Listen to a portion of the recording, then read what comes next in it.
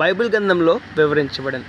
గమనించాలి, పరిశుద్ధ గ్రంథమైన బైబిల్ గ్రంథంలో ఇల్లు అందంగా, సుందరంగా, స్థిరంగా, బలంగా ఉండి ఆ ఇంట్లో ఉన్న మనుషులు వారి యొక్క హృదయాలు సరిగా లేకపోతే, చెడిపోతే, వారు దేవునికి వ్యతిరేకంగా జీవిస్తూ ఉంటే కలిగే నష్టమును గురించి పరిశుద్ధ గ్రంథమైన బైబిల్ గ్రంథంలోని ఆదికాండము 18వ అధ్యాయము 19వ అధ్యాయంలో స్పష్టంగా వివరించారు, స్పష్టంగా మాట్లాడారు, స్పష్టంగా తెలియచేశారు.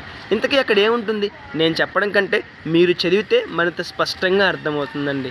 ఇంతకీ అక్కడ ఏం జరిగిందంటే, సొదొమ గొమొర అనే ఒక పట్టణం ఉన్నది. ఆ పట్టణంలో ఉన్న ఇల్లు ఎంతో సుందరంగా ఉంటాయి, ఎంతో గొప్పగా ఉంటాయి, ఎంతో స్థిరంగా ఉంటాయి, ఎంతో బలంగా ఉంటాయండి. సొదొమ గొమొర పట్టణం సుందరమైన పట్టణం అండి.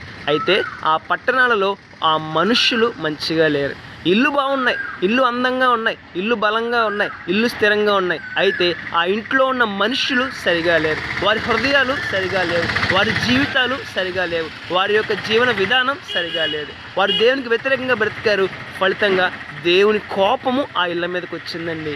దేవుని ఉగ్రత ఆ పట్టణం మీదకి వచ్చిందండి. ఒకసారి ఆలోచన చేద్దామండి. ఇల్లు బాగుంటే చాలదు, ఇంట్లో ఉన్న మనుషులు కూడా బాగుండాలి. ఇల్లు అందంగా ఉంటే చాలదు, ఇంట్లో ఉన్న మనుషుల ప్రవర్తన బాగుండాలి.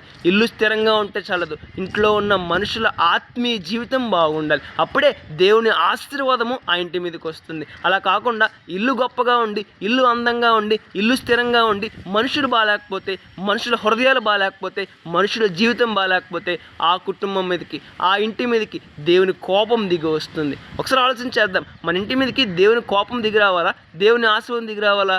ఒకసారి ఆలోచన చేద్దాం. మంచి నిర్ణయం తీసుకుందాం. రేపటి శ్రేష్టమైన ఆశీర్వాదాన్ని పొందుకుందాం. May God bless you all.